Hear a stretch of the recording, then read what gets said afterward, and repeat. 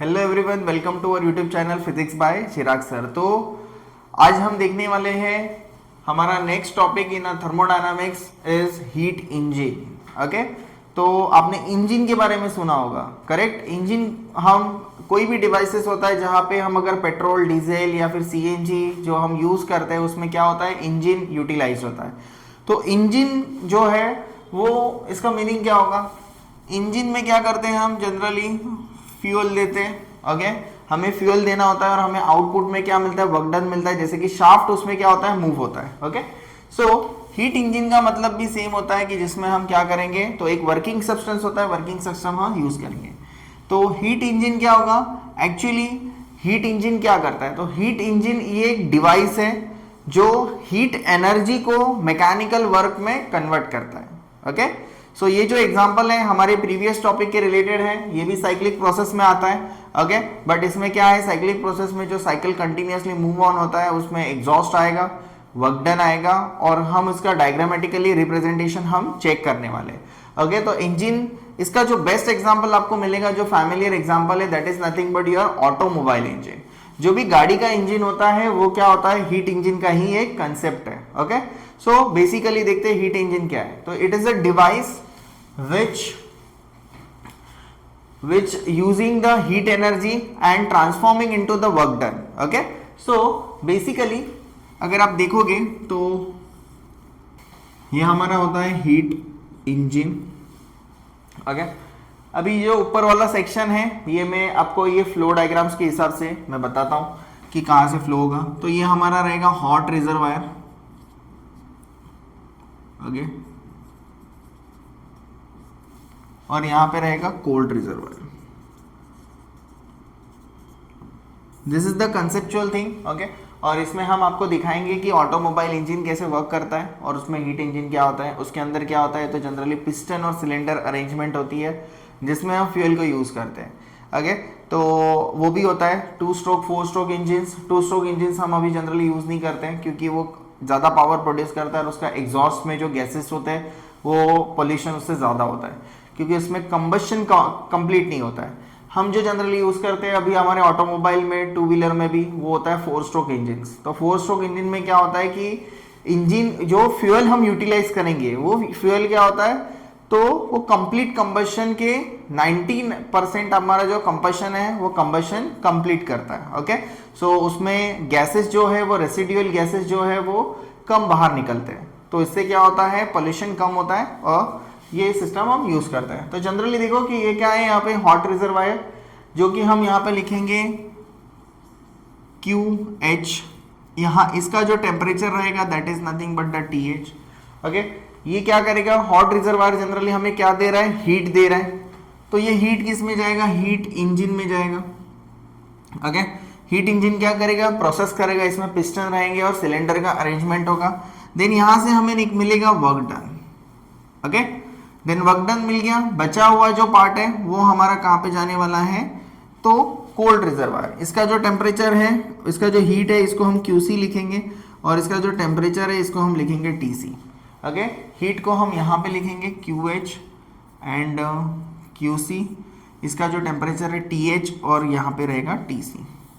Okay, सो अगर आप flow diagram को देखोगे तो जितना हीट यहाँ से आ रहा है उतना ही किस में कन्वर्ट हो रहा है, मैकेनिकल वर्क डन में कन्वर्ट हो रहा है और बचा हुआ किस में जा रहा है, कोल्ड रिजर्वायर के पास जा रहा है। अभी ये जो बेसिकली तो यहाँ पे क्या बनेगा, so Q of H is equals to, okay, work done, ये निकला यहाँ से, देखो एक में से 2 निकल रहे तो ये दोनों ऐड करके ये बनेगा, तो प्लस क्या बनेगा, QC। अगर आपको वर्क डन निकालना है तो वर्क डन कैसे निकालेंगे, QH, QC को यहाँ पे लेके आओ, minus QC is equals to work done. Okay, temperature के फॉर्म में लिखना है आपको, तो W is equals to TH minus TC। ये जनरली केल्विन में हम कंसिडर करते हैं क्योंकि ऐसा यूनिट जो वर्क डन का होता है that is nothing but the kelvin. अभी ये जो इंजन है मैंने स्कीमेटिक रिप्रेजेंटेशन किया हुआ है। अभी इसमें जो जनरली कंसेप्ट होता है, सबसे पहले आता है वर्किंग सब्सटेंस। वर्किंग सब्सटेंस इसमें जनरली हम फ्यूल को यूज करते हैं। ओके, दूसरा जो सिस्टम है इसमें वर्किंग सब्सटेंस के बाद जो जनरली वर्किंग सब्सटेंस में क्या होगा, तो जैसे कि हमने यहाँ पे अगर पेट्रोल ले लिया या फिर डीजल इंजन ले लिया तो डीजल आएगा, सीएनजी ले लिया तो सीएनजी आ गया। वो फिर क्या होता है, जैसे कि हॉट रिजर्वायर में उसको हम हीट करते हैं, गर्म हो जाता है, गर्म होने के बाद क्या होता है, इसमें वर्क प्रोड्यूस होता है। हीट इंजन का जो कंसेप्ट है इसमें हम यूज करेंगे। सेकेंड होता है hot and cold reservoir. Okay, third जो आपका जो सब्सटेंस आता है, थर्ड है सिलेंडर। ओके, सो देखो यहां पे वर्किंग सब्सटेंस हमने डाल दिया है, तो इसमें क्या रहेगा, फ्यूल रहेगा आपका, जो भी फ्यूल है वो उसमें क्या होगा फिर हॉट और कोल्ड रिजर्वायर में। इसलिए जनरली आपका है हॉट रिजर्वायर, ये है आपका कोल्ड रिजर्वायर। तो हॉट रिजर्वायर में जनरली क्या होता है कि उसको हम हीट करेंगे और उसकी हीट को हम यूटिलाइज करेंगे in the form of work done.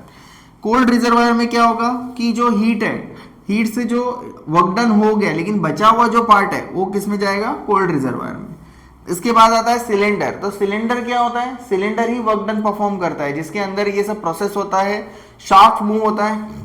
Piston और सिलेंडर का अरेंजमेंट जो है वो डायग्राम में वो हम यहाँ पे देखेंगे साइड में। ओके, तो पिस्टन और सिलेंडर का अरेंजमेंट आपको यहाँ पे दिख जाएगा कि एक्चुअल में इंजन कैसे दिखता है, तो आपको और अच्छे से समझ में आएगा।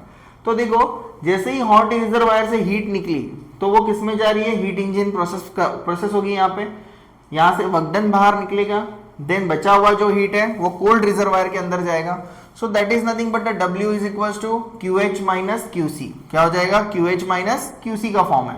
सो जनरली ये जो QH माइनस QC का फॉर्म है उसमें ये TH टेम्परेचर है हॉट रिजर्वायर का और ये कोल्ड रिजर्वायर का, ये डिपेंड करता है। इसमें सबसे इंपॉर्टेंट पार्ट होता है कि इसका वर्क डन जो है वो आपको कैसे निकालना है। अभी हमारे गाड़ी के जो इंजन होते हैं वो जनरली 50 to 60% उसका क्या होता है, एफिशिएंसी होता है। तो इंजन जो होती है, इंजन के साथ बिलोंग करता है एफिशिएंसी। एफिशिएंसी बहुत इंपॉर्टेंट कंसेप्ट है, क्योंकि थर्मोडायनामिक्स ऐसे बना हुआ है कि आप अगर हीट यूटिलाइज कर रहे हो तो पूरी की पूरी हीट जो है वो वर्क डन में ट्रांसफर नहीं हो सकती है, उसमें कुछ ना कुछ लॉसेस हो सकते हैं। ओके, सो अभी हम देखेंगे यहाँ पे इफिशिएंसी इज इक्वल्स टू क्या रहेगा, देखो आउटपुट अपॉन इनपुट। तो इफिशिएंसी और क्या रहेगा, output upon input.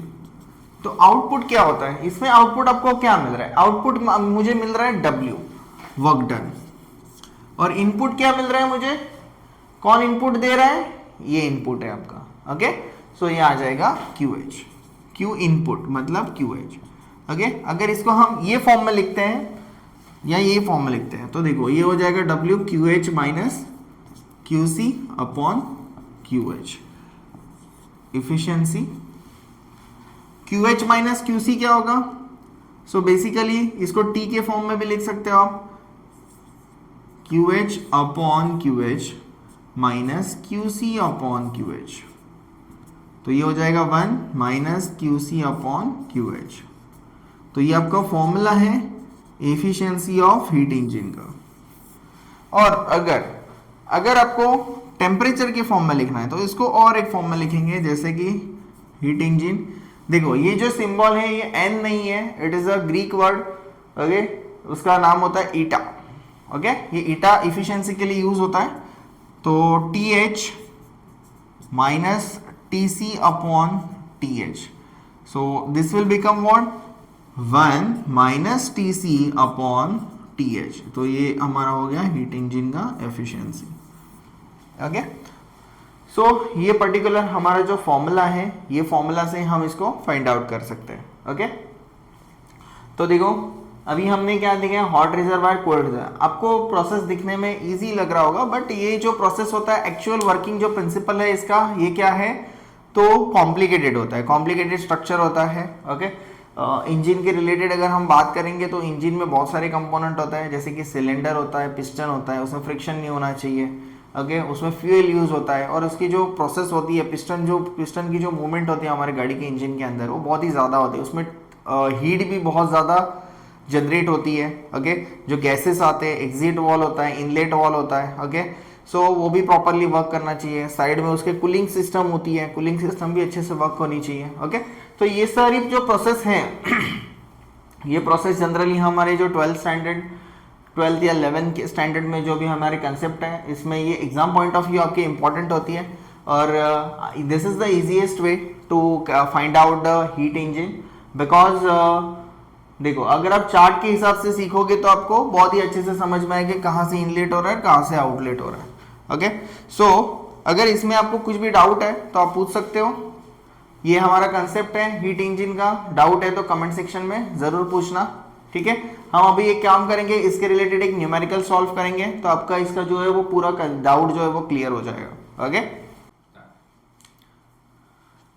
Heat engine को हमें डिटेल में अगर स्टडी करना है, ओके, और फॉर द विजुअल रिप्रेजेंटेशन, तो हमें पीवी डायग्राम समझना बहुत इंपॉर्टेंट होता है।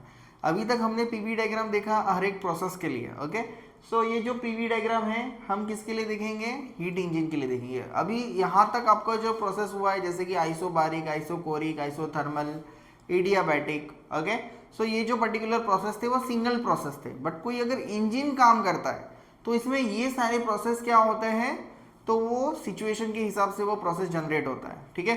तो उसमें वो कैसे बिहेव करता है वो हमें देखना है। अभी हमने लिया है यही है, देखो ये डायग्राम में हमने लिया हुआ है गैस। तो जनरली जो इंजन है उसमें गैस है, ये रिप्रेजेंटेशन है, और वर्किंग सब्सटेंस कैसे है वो मैं आपको बताता हूँ।